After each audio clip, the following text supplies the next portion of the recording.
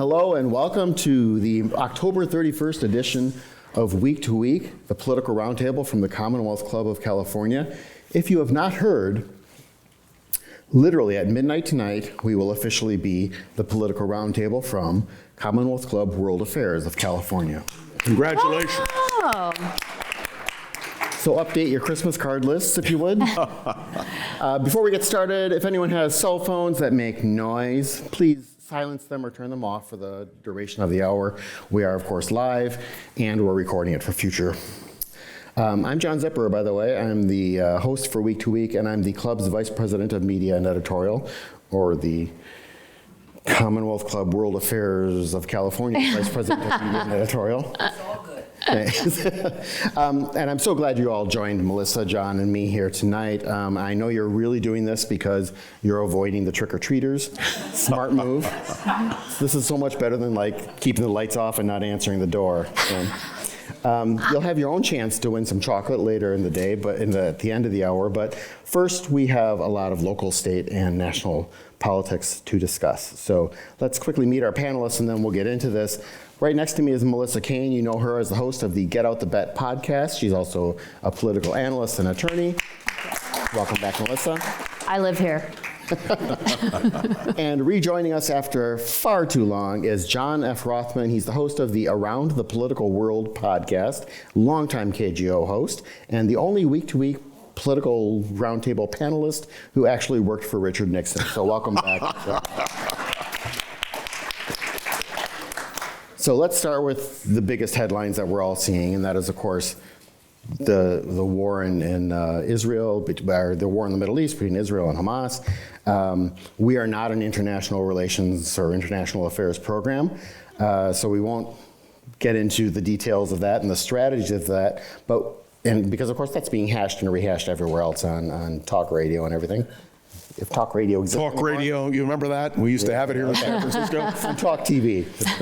But I do think what's happening here in the United States in terms of the political divisions that are being kind of made very evident by this and what's happening on campuses and elsewhere is worth getting into. So I wanted to start with what we're seeing, where a number of Democratic politicians have either denounced or withdrawn from the Democratic Socialists of America over DSA's involvement in some pro-Palestinian protests, some of which included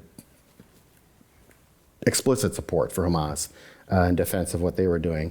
Also on the far left, you might not know this, I now live in Chicago, so I noticed that Black Lives Matter Chicago, which says they're not affiliated with Black Lives Matter nationally, but they posted support on social media, specifically highlighting the gliders that Hamas fighters use to infiltrate Israeli communities and slaughter people there. So what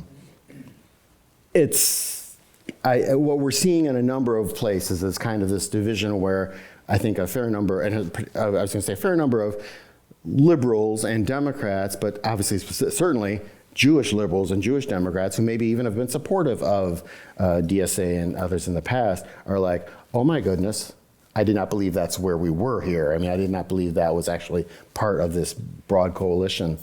I'm going to start with you, John, because I know you've talked about this on your podcast.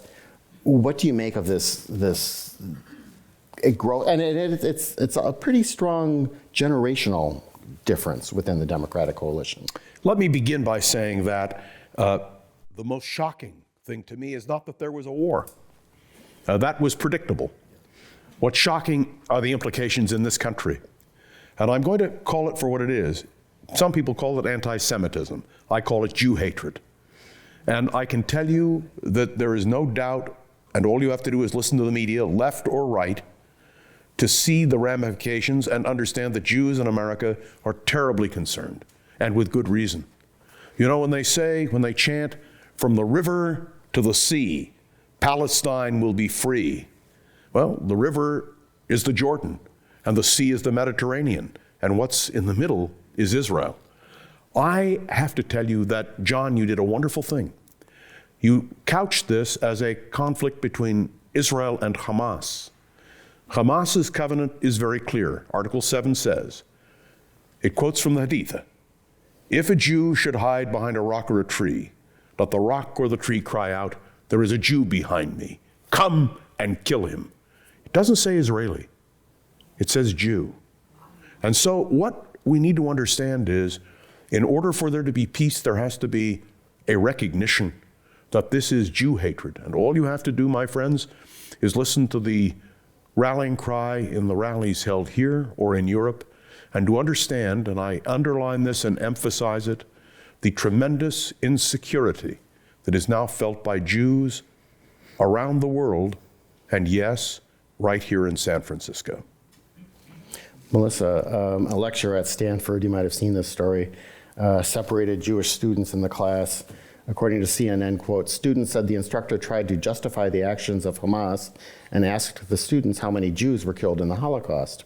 After one student answered 6 million, the instructor said more people have been killed by colonizers and, quote, Israel is a colonizer, unquote. And this instructor has been, I guess, taken out of the classroom. I don't know I don't know if they can fire the person or what, but politically, what does this mean? How does this kind of, so often politics is kind of an act of not glossing over, but finding ways to bring together groups, either just to get something done or to tamp down expectations. We're finding some really raw views, and people are getting these experiences. I mean, I live right near a big synagogue that has 24-hour security now that they did not have a month ago. So what are you seeing and what do you think? Well, it has been there. I think what people are seeing is something that's being revealed. I remember being at the Women's March back in 2016, the day after Donald Trump was sworn in as president, and there's a stage and there are all these wonderful luminaries up there talking about women and women's rights. And of course, you could talk about that with regard to, other kinds of rights, other kinds of oppressed people. And there was a whole sort of skirmish about whether or not and to what extent folks were going to get up and say things that appeared to be anti-Semitic. And so even then, right, even in this moment at this march, there were folks who sort of, from appearances, seemed to be on the same side of something, but there was this sort of rumbling in there. And what I think people are discovering is that this division that they sort of in an abstract way kind of thought was there, it exists in a very deep and frightening kind of way. Whereas certain, I'm reading about Jewish people who are saying, look, I actually support Palestinians and better treatment of them, but they thought surely this thing, watching this thing would engender support and sympathy, but the fact that it hasn't for some people is really sort of shaking a number of people. And so you see them saying things like, I've been a Democrat my whole life. I'm thinking about being a Republican, or I'm no longer going to be part of this DSA, or I'm no longer going to support BLM, which had a lot of Jewish support. It seems like, from what I'm at least, sort of reading about, there were a number of Jewish people who were supporting those kind of organizations who were saying absolutely not, no more to supporting trustees and other sort of leaders at universities. So whether or not how this translates into actual voters, whether we get sort of a schism in the Democratic Party, whether folks go to the Republican Party. I mean, the Republicans haven't been sort of united in their response either. And so, for a Jewish person who's frightened by what they're seeing, it's unclear sort of where the new sort of party and places, and whether it comes down to a lot of like individuals, right? Because you have sort of Joe Biden who's saying one thing, but then other members of the Democratic Party are saying other things. And so, you may just have to come down to individual opinions when you're in the voting booth and sort of where Jewish people might feel more comfortable going forward. Muslims in America are also reporting a rise in threats and harassment. And there was, of course, the shocking murder of a Palestinian boy in suburban Chicago. His mother was also severely wounded in that, and their landlord is currently facing charges in the stabbings. Tinderbox is kind of the word that strikes, comes to my mind. It's like, let's, again, try to keep it, I guess, in the political realm. If you're President Biden, what message, and who frankly is more popular right now in Israel than he is in the United States, from what I read, his visit there, people from the left and the right were just really appreciative of it and praising Something it for like 2/3 of the people watched. Yeah. Which is Yeah. And you have to realize, I've known Joe Biden since the 1970s. And some of you will remember Tom Lantos, who was the congressman from this area. The first time that I met him really was on the Frank Church campaign in '76. But then he worked for Joe Biden as his economic advisor. So when I was in Washington, I would go by Tom Lantos's office, in Joe Biden's office, and Joe would walk in. Let me tell you, this is a guy who was committed to Israel, understood the issues, and I believe the Democratic Party is absolutely solid for Israel. I don't believe there's any, except for this small group of people. But I want to say a word about the Democratic Socialists. One of my close friends was Bayard Rustin, the great black civil rights leader who organized the March on Washington in 1963. And Bayard was absolutely committed to Israel. He headed something called BASIC, Black Americans in Support of Israel. And he believed strongly that Israel had a right to exist. And may I be clear, it isn't that Palestinians don't have rights. What we have to remember is Palestinian rights cannot be gained at the expense of Israel's right to exist. And that to me is the key. And I would go even a step further and say that Hamas and its objectives are antithetical to anything you can talk about in terms of peace, because their commitment is to the destruction of Israel. And may I say, they seem not to care much about their own people. And that's even more disturbing. Just because they put military sites underneath hospitals? Yes, well, there was today, there was a hit by the Israelis on a major Palestinian refugee camp. Well, of course, where does Hamas characterize and create its environment? In the middle of civilian areas. And the question is, what can the Israelis do? Listen, this is a moral paradox, and I really want you to understand. I extend the deepest sympathy to the Palestinian people. I wish the Palestinian people would rise up and tell Hamas where to go. But I want to also indicate to you there is one other dimension that nobody talks about. Those of us who have favored a two-state solution over many, many decades, and I am one of them, now look to the fact that the polls, if you believe polls, indicate that if free elections were held on the West Bank, that Hamas would win. No Israeli government will ever permit a Palestinian state on the West Bank governed by Hamas. And I would remind you, the Palestinian Authority was removed from Gaza. And do you know how they removed them after an election was held, which Hamas won? They took the Palestinian Authority people, their own people, and threw them off the tall buildings in Gaza. And you can see it on YouTube. You can see the films. When you deal with such hate, and what we saw on October 7th was hate, the torture, do you know, for Jews, the recognition that more Jews died in one place on October the 7th than at any time since the Holocaust. And the deafening silence of too many people is what is profoundly disturbing. So this is a real conundrum, but it does, as you began this, John, it begins right here. And I'm glad you used the example of Stanford University. If you're a Jewish student today on a college or university campus, you're afraid. Look at what happened at Cornell.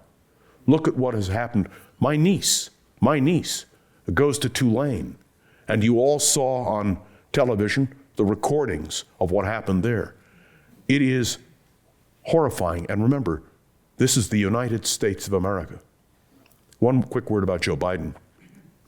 His leadership in this area and the speech which he gave exemplify the best of the United States and the best in the Democratic Party.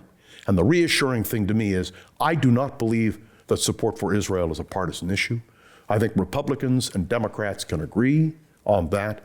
We have a wing of the Democratic Party, a small group, which, by the way, the Republicans had. Do you all remember Pete McCloskey? I did a program here at the Commonwealth Club with Pete McCloskey. And some of you will remember his extreme remark. And I don't, because I'm a relative glad to to hear. California. No, you had in Illinois a member of Congress, Paul Findlay, who was a close ally of Pete McCloskey's, who said the same sorts of thing. I am glad that those who oppose Israel are on extremes, and that support for Israel in this country is bipartisan, it's deep, and it's wide. And may I just conclude by saying, it's not that what Israel does all the time is correct. It's not that everything they do is pure as the driven snow. But neither is everything the United States does pure as the driven snow. But we don't call for the destruction of the United States. We don't call for the obliteration of this country. And that's the distinct difference that needs to be made. Well, let's move on to some destruction we're doing ourselves in this country, and that is the U.S. House of Representatives and their, that's a halfway decent segue, folks. Their interregnum that they had with this U.S. Speaker after an extremist House member ousted former Speaker Kevin McCarthy. Melissa, who could possibly have expected that Kevin McCarthy's ingeniously crafted speakership would end in tears? Wow. It's when you talk about the Republican Party and what's happening on this new Mike Johnson person.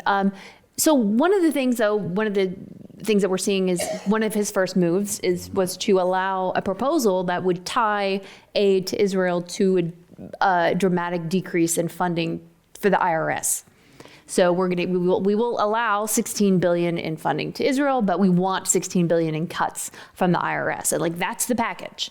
And that, is less than full-throated support for aid to Israel when you're sort of requiring that it come with these commensurate IRS cuts. And so we're already seeing, some people sort of using aid to Israel in unique ways under Mr. Johnson's speakership. And so it's, even though there are things that people have said that have been supportive of Israel, once you sort of get into the machinations, we are looking less serious already than maybe we should be. John, what do you think of the new speaker? How can you elect Johnson speaker? He is a man who is an election denier. And who not only is an election denier, but filed an amicus brief. And he wasn't even associated. It wasn't his state. This is a man who opposes gay marriage and gay rights. This is a man who opposes a woman's right to choose on any condition. And he is the representative of the Republican Party in the House of Representatives. If Joe Martin were alive, he'd be spinning in his grave. It's appalling. And yet, we have to recognize, and I say this as somebody who has been a Republican. I was a Republican for many years. I did work for Richard Nixon. I want you to know I go to synagogue every Yom Kippur and do an extra al-Chait and fast for an extra hour. To think that the Republican Party has elected a person as Speaker with those attributes is to me stunning. And I believe in a vital, vibrant two-party system. I believe there needs to be a Republican Party. Okay, it's not the Republican Party I grew up in, and I'm now proudly a Democrat, but I do believe very strongly that the elimination of Donald Trump and Donald Trump's insidious influence on the Republican Party is not only essential for the Republican Party, it's essential for the United States of America. We need a vital, vibrant two-party system, and what the Republicans are offering now, frankly, is just tragic. If you're not going to tell us what you think, there's really no point in us doing this. I was a radio talk show host for a better part of 3 decades. Really? That was one thing I never had a problem doing. Well, Melissa, so not only do we have Johnson now, we of course went through a very either entertaining or enervating week or so where Jim Jordan was making his attempt to become Speaker. Why do you think he lost? He and Johnson are both very conservative. Was it about him, or was it about his policies, or his activities monitoring the gym back in high school? What? No, that was in college. Well, for the small group of what we might call normies in the Republican Party who are willing to vote against Jim Jordan and make sure he didn't become Speaker. They were very angry about what happened to Kevin McCarthy. And so I think there was this need to sort of exert their control and say, this person, because Jim Jordan is just such a sort of a cartoon, larger than life. And I don't mean, I just mean he's got a big personality and people know who he is. No one's ever heard of Mike Johnson.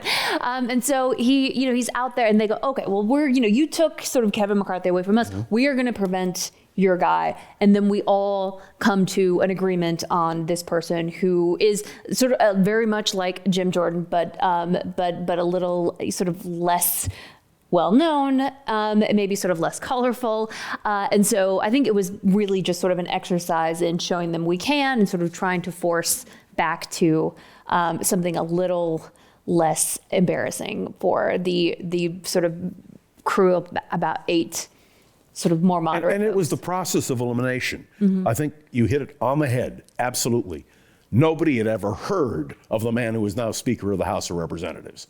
And Jim Jordan is bigger than life. Steve Scalise, who really was the guy, the number 2 guy, should have been the logical person.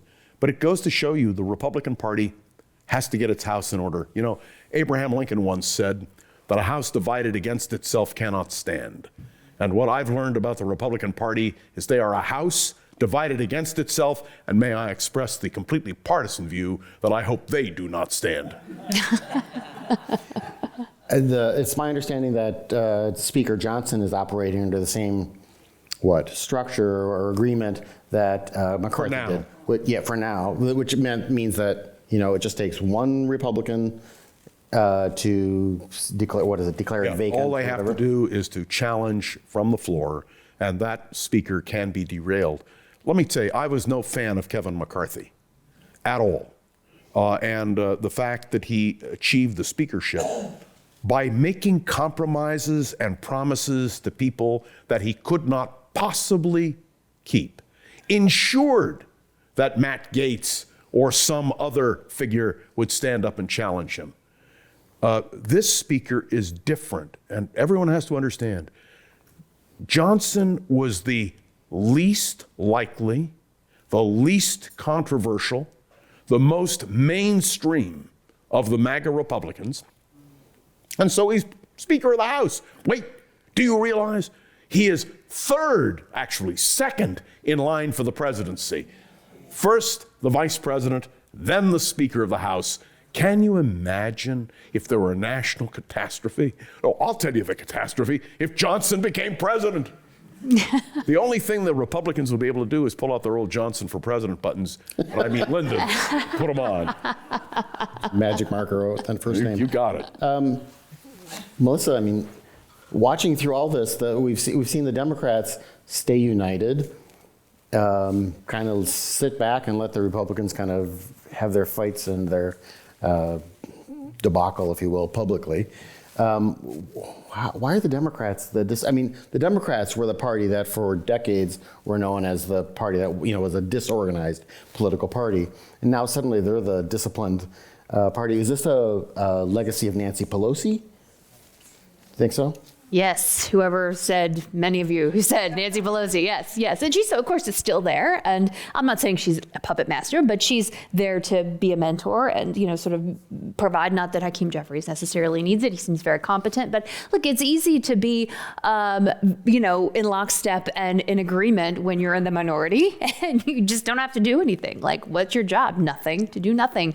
I think there are serious divisions in the Democrats, within the Democratic Party, but they were able to stay united here. And in addition, I mean, Republicans also made it clear they would never vote for a Democrat. If you're a Democrat, why would you ever vote for a Republican? I mean, that was kind of what that would have required, right? You're going to need a handful of Democrats to come over and vote for a Scalise or someone. But you know how far we've come, just so you know this? In 1942, when the Speaker of the House of Representatives, 1940, the Speaker of the House died, Sam Rayburn, who was a Democrat, was unanimously elected Speaker of the House, because in those days there was bipartisanship. And that does not exist today. I think, yeah, and I think speakers had less power back then as well. Now that they appoint all the committees and they do a lot. They didn't do that then? They do Yes. a lot. That's evolved over time to a large degree. And Willie Brown, who was Speaker of the Assembly right here in Sacramento with the support of Republicans I think back in the Absolutely. 70s. So, I mean, yeah, it certainly happens. I just mean today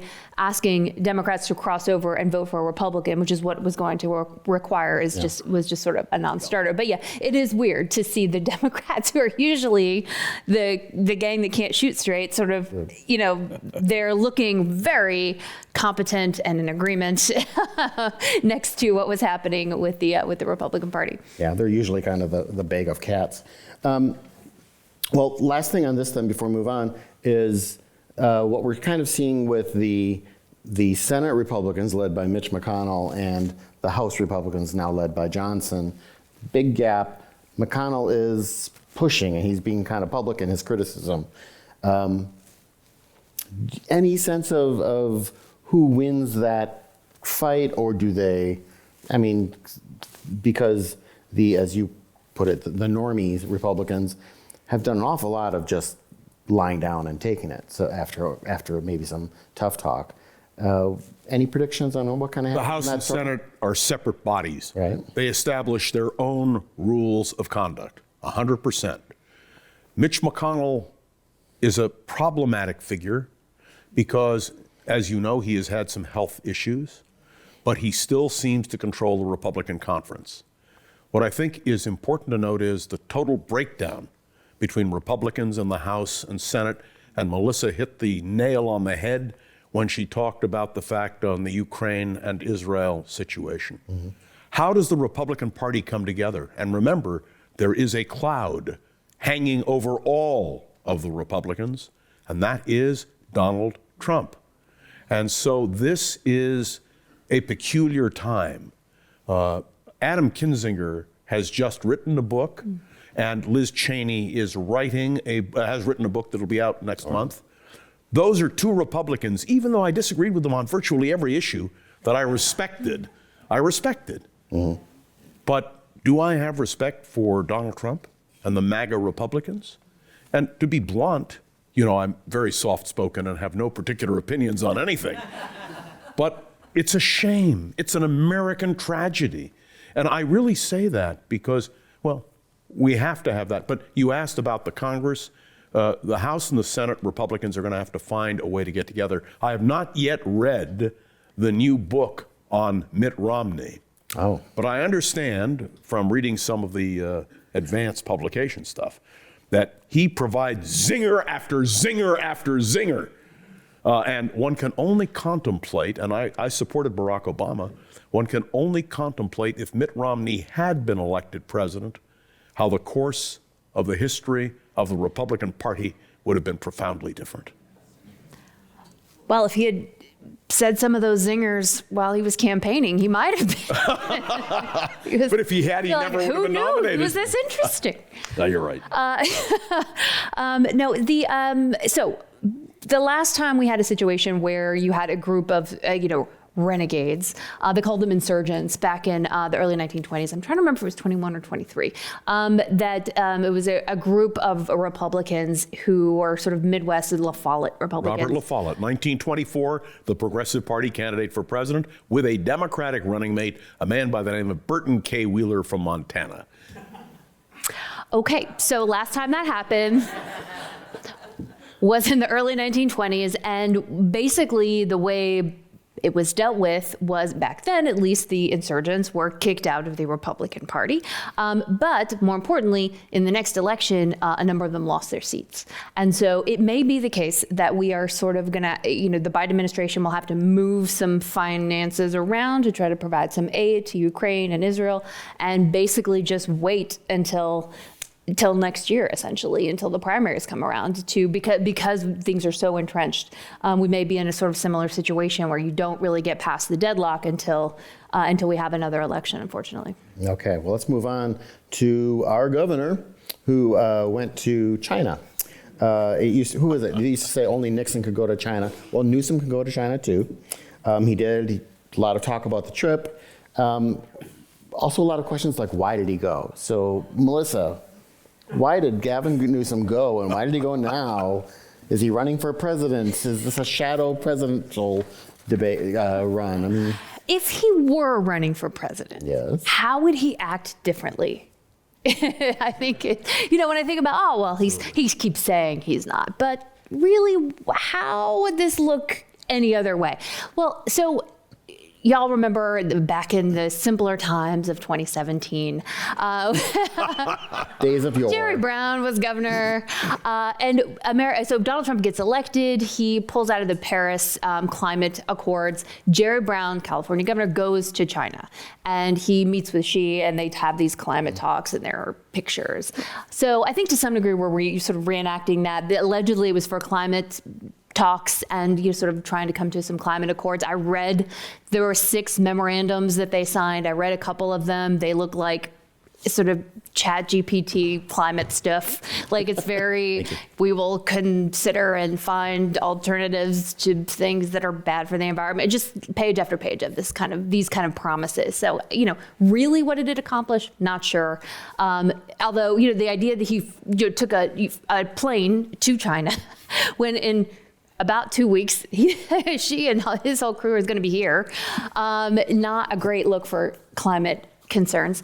But he also did stop over in Israel briefly to view some videos and talk to the Israeli prime minister, and then sort of went over there. But it was, if you look at Newsom, I mean, I actually, to get ready for tonight, I went on Twitter and I typed in Newsom, and it was nothing but the basketball video. It was just hundreds and hundreds of GIFs of him hitting that kid playing basketball.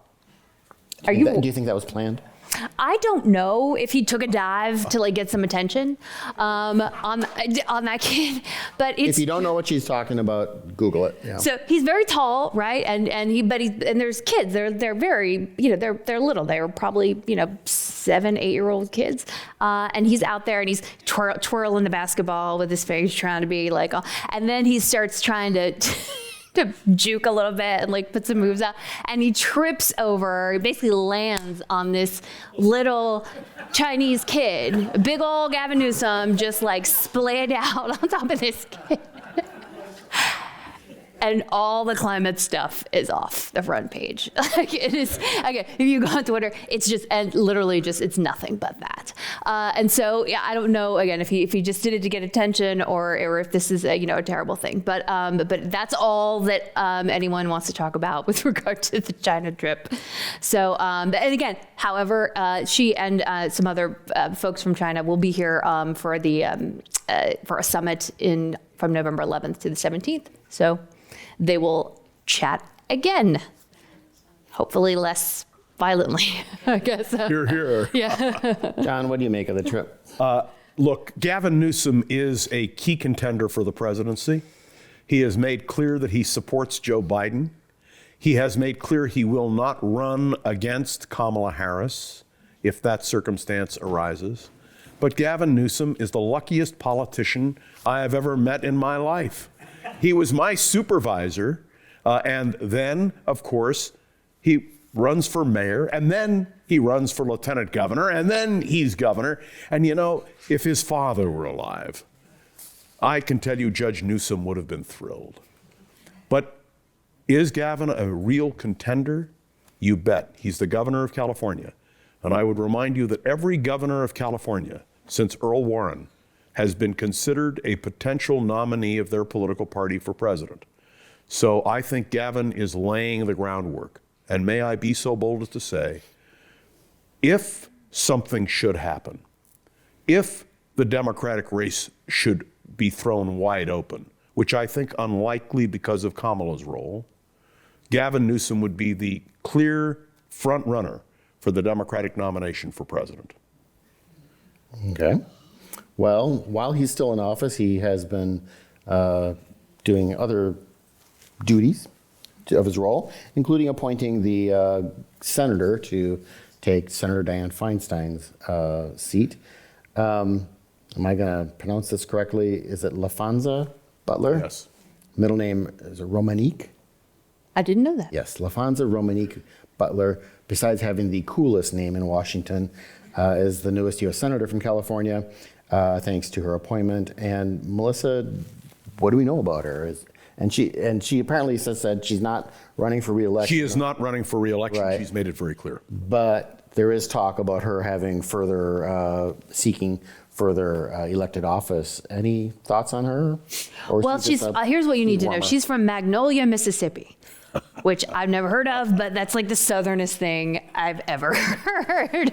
She went to Jackson State and then gets involved in union politics and sort of gets her start from there.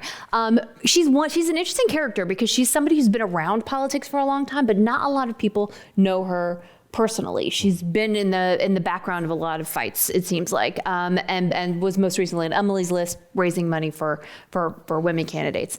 And it's interesting that she's not running for re-election. I mean, I guess it's pretty late in the process to sort of start. A lot of folks who might have supported her have already pledged their support to other candidates, so I get that.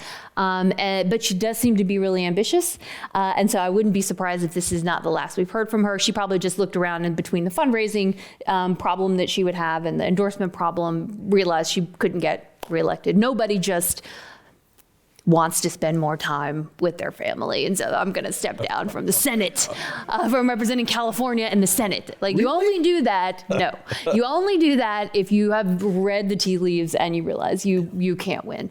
And so, but that doesn't mean she won't go on to something else. Maybe some other, I mean, we've got another, Gavin Newsom's termed out. I was going to say, I've heard the governorship tossed out there. Yes. Which will be interesting because Eleni Kounalakis, who's the lieutenant governor, is also someone that has ambitions through the governor's office and is a big Emily's List recipient and someone that that has really benefited from Emily's List support. So having these two maybe going against each other for that would be interesting. And Tony Thurmond, the state superintendent of public instruction, has announced he's running as well. Oh, he has already. For governor, yes. Wow. Okay, so John, your thoughts on her, our, I guess, interim senator? An interim senator is a senator, but with limited power. Power in the Senate is accumulated, generally seniority.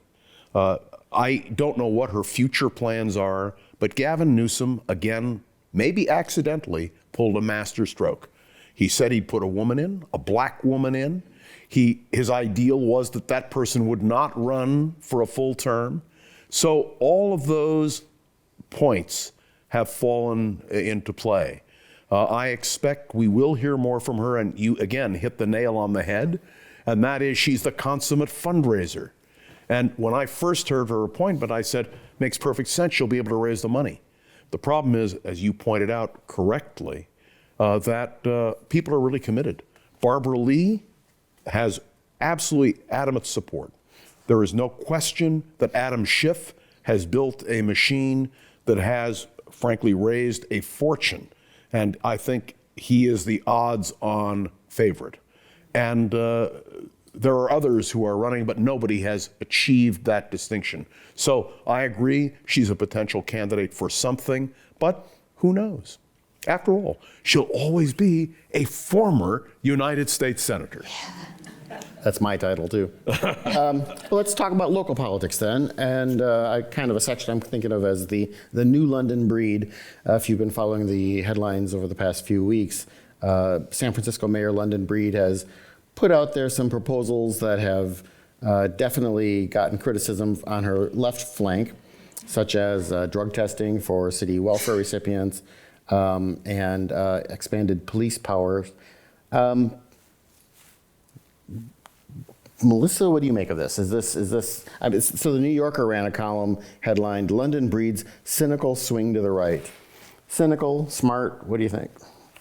Reaction to actual reality, like, also could be a thing. I mean, yeah. Oh, look, she believes. Look, the only reason any politician ever does anything is because they think it will get them reelected or keep them in office. I mean, that's Okay. Is that cynical? I don't know, maybe. But if the political winds have shifted this way and she understands that that's what her community needs and she wants to serve it up, then that's what politicians do. And, for a lot of folks, I think some of this comes a little late. I know there are other folks like Asha Safai and Daniel Lurie have both said, well, you're just doing this because we're running against you. And, you're just trying to keep yourself in office, to which I say, yeah, okay. Like, we'll take that. And I'll tell you also, I mean, I've heard rumblings that there are other ballot measures in addition to the ones she's proposed. One is a police commission reform measure that would give police more sort of flexibility in their responses to things. The other is, of course, this testing requirement for benefits. The third thing is like a tax incentive for buildings that convert from commercial to residential. And so all things that I'm sure she has poll tested. I mean, her people are quite good and are going to be popular, but there's going to be a lot more on the ballot as well. There are going to be probably some structural changes, maybe some district to citywide election changes, things like that. So they will be among some other very serious things that people are considering because they are absolutely fed up with the state of affairs in San Francisco. John, another example of people being fed up and politicians perhaps saying things they wouldn't have said maybe 5 years ago. Governor Newsom talked about now prosecuting fentanyl deaths as murder. What do you make of this moment and what they're doing? Well, let's deal first with London Breed. As long as we have ranked choice voting in San Francisco, which I think is one of the most appalling things we have, she is the odds-on favorite to be reelected because she will be, if not the first choice, she'll be somebody's second or third choice. And I would remind you, Mark Leno would have been mayor of San Francisco had there not been ranked choice voting. Number two, she is going to have the solid backing of the Democratic Party establishment. That includes Willie Brown, and that includes, by the way, Quentin Kopp, who has endorsed her. So you get that cross-section. The odds of her losing, despite what I would call evident not being very popular with a lot of people, I think is very clear. In order to beat her, something would have to happen. The scandals that plagued her, including Nuru and the whole business with the Department of Public Works, have all faded from public memory. And I think that she is, no matter who runs against her, because of ranked choice voting, she will most clearly be the favorite to be reelected. And that would make her the longest serving mayor of San Francisco since Dianne Feinstein. And I would remind you the reason is because there's a 2-term limit, but if you complete the term of your predecessor, that doesn't count as long as it's less than halfway through. So I think the betting is, but you have not mentioned the president of the Board of Supervisors. Hey, John, tell us about the president of the Board of Supervisors. I'm on top of it. Well, there is a lot of talk that Aaron Peskin might run for mayor. And Melissa and I were talking, and you should certainly offer your comment. He would be an extremely entertaining candidate. And let me assure you one thing, whatever people think of Aaron Peskin, there is no smarter operator in City Hall. He served 2 terms, then was termed out, ran again. He is a formidable force in city politics. And frankly, he has no place else to go. He's termed out again. So why not run for mayor? Now, I do hasten to point out that I was mayor of San Francisco in Youth in Government Day in 1966. And as I hasten to point out, the best run day in the history of San Francisco. Yeah, we were saying he'll certainly liven up the debates. And I think that's going to be the key. But when I think pragmatically, and politics requires a certain amount of pragmatism, if there are no major scandals, if nothing terribly disruptive happens, the odds are that London Breed will be reelected mayor. She offers something that people understand, familiarity. Whatever failing she has, people know who she is. And may I tell you, she has touched, as you just pointed out, all the right bases. She's now appealing to the more, I don't want to say conservative, I don't think there's a conservative part of San Francisco, but a more right of center San Francisco, and that's important because it means people who would not have been inclined to vote for her will now say, well, she's acceptable. And that's all it takes, perhaps, to win in San Francisco. But I want to be clear. If I were running for mayor, do away with ranked choice voting, go back to citywide elections to the Board of Supervisors. I would like to see an appointed Board of Education with confirmation by the voters.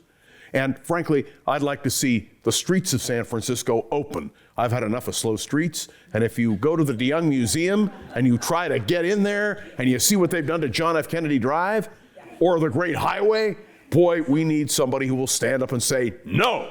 And I can only tell you that's what's going to make the campaign very interesting. Let's talk more campaign 2024 stuff. One of our questions from the audience is, yes, Nancy Pelosi was an amazing speaker and very effective member of Congress, but why is she running again and not retiring? Oh, she brings tremendous force to the city. She is the consummate fundraiser. The Democratic Party needs her for that purpose. And I would suggest to you, I don't care what her age, she is remarkably effective. And Hakeem Jeffries is a good man. He really knows his stuff. But let me assure you, when Nancy Pelosi speaks, people listen. And she is one of the most remarkable political figures in American history. And I think that's very important. Look, it's real simple, y'all. Like, power's a hell of a drug, right? Who wants to just give it on back? Why would you do that? What is she gonna do? Go home and garden? Like, no. Shark's got to swim, right? She's going to stay there as long as she wants to, frankly. The voters will keep setting her back. But the day she announced, my husband and I were laughing. I was like, man, somewhere Scott Wiener is just like screaming. I've been waiting. He's running for a third term. Yeah. So I'm sure it was to the consternation of lots of folks who wish they could run for the seat. But no, I don't see that any time in her future. Okay. And you just quickly to point out, the person she will favor is Christine Pelosi, her daughter. And what we're setting up is a contest between Scott Wiener and Christine Pelosi for that seat. And if you want to talk about divisions in the Democratic Party, you'll see them right here in San Francisco. Something to look forward to, folks. Speaking of challenges, Minnesota Congressman Dean Phillips is Who? Dean Phillips. Yep, you know about him as much about him as we knew about Mike Phillips 2 weeks ago, or Mike Johnson 2 weeks ago. But he's announced a primary challenge to President Biden. So, Melissa, you first. What do you? I mean, who might just say it all? But why? Does a challenge? So there are people who are saying, you know what? A president should have a challenge. You know, an incumbent should have a challenge. It makes them tougher. It makes them kind of go through, prepares them for a general election, blah, blah, blah. Look, I don't like the two-party duopoly, as y'all well know, and I certainly don't like party machines. But here's the thing: if you're going to run and be like, I'm the challenger, and that's healthy for democracy, like, you have to disagree with the person you're running against a little bit. Like, he's literally like, well, I'm just like Joe Biden. So why are you running? Like, help me out here. He's got the Vivek Ramaswamy problem, which is like, why are you? If you're that tight in lockstep with Donald Trump, why are you running? And so Phillips has the same issue, and I don't think he would bring to the table what a challenger, maybe like an RFK Jr., where there's lots of disagreement, like, might actually bring and really force the other person to answer some questions. It lacks anything that's useful and brings everything that's kind of not. It's just kind of strange. I don't know what he's doing. John, Dean, help us. What are you doing? John, your thoughts on Dean Phillips? Dean Phillips is not Eugene McCarthy. McCarthy in 1960 nominated Adlai Stevenson of the Democratic Convention in 1960 and established a presence. He was a frontrunner for the Democratic nomination in 64. Johnson chose Humphrey instead of McCarthy.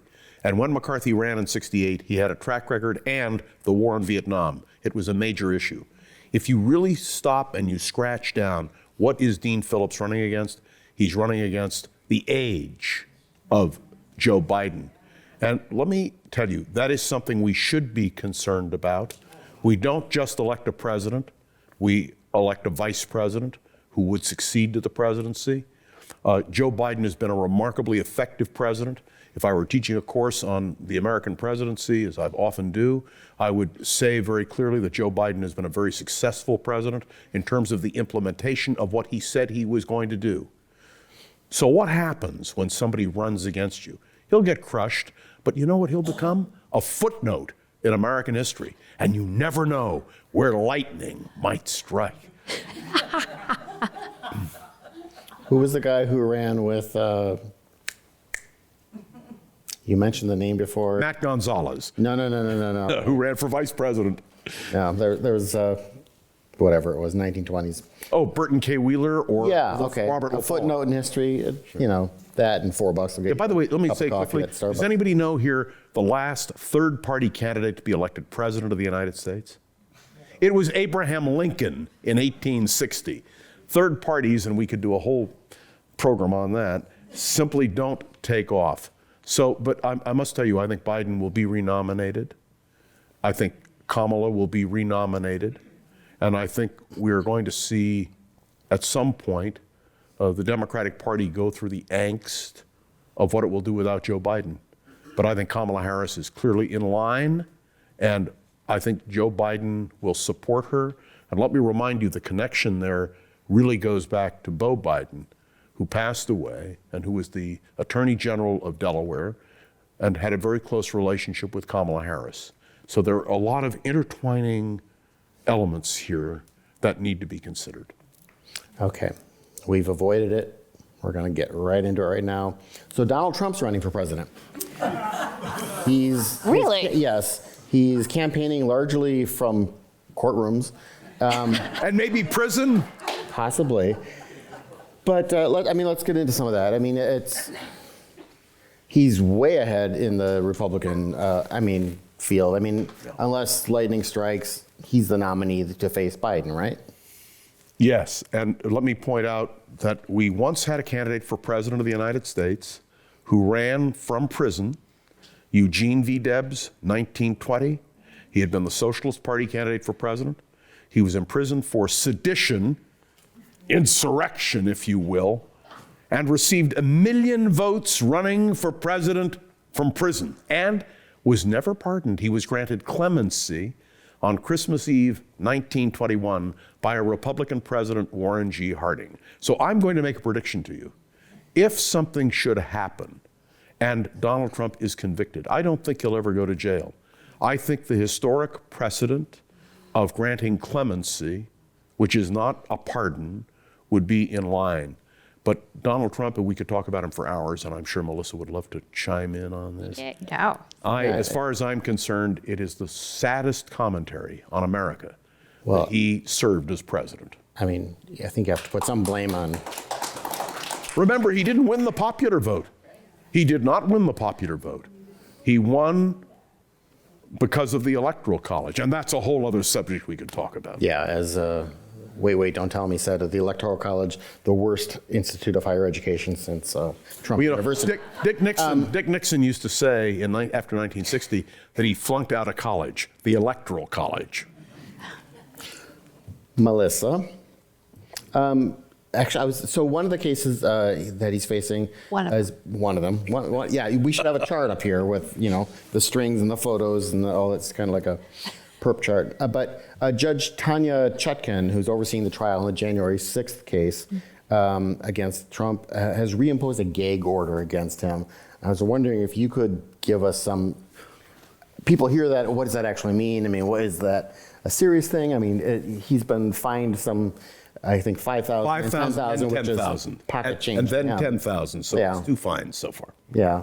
I mean, important, not important? Well, I mean, look, he is a master of walking up to the line, sometimes crossing it. But they give him a gag order, or you can't refer to this person, and he sort of then dog whistles about that person. So he'll always try to find a way to cross the line and give himself plausible deniability. And there is going to be a reluctance to put him in jail for violating gag orders, which he will definitely do, because then you just martyr him. right? And so now he's the guy in jail. And what Eugene V. Debs did is he worked through his operatives. They would come and visit him, and he'd write notes, and they would take them out and say, Eugene says da-da-da, and like that's how he ran his campaign from jail. So it can be done, but I think that people, I think it's not like there's this. Anyone else would have already been in jail. I'll just say this, like saying the things that he's saying about the judge, about their staff, about the juries, about anyone involved in these cases, the opposing counsel, anyone else would have been in jail. But I think the reluctance with him is that you would sort of just feed the beast by doing that. So they'll continue to haul him in and try to give him fines and things, and they'll really bend over backwards. They might, if something really crazy happens, actually go there and go ahead and put him in jail for a day or something like that. But I think that they will really bend over backwards to avoid that as much as possible. That's our show. I want to thank our excellent panelists, John Rothman and Melissa Cain. Bravo. I want to thank all of you for coming here today and everyone who's watching and listening online. Have a happy Halloween and have a great week. They're going to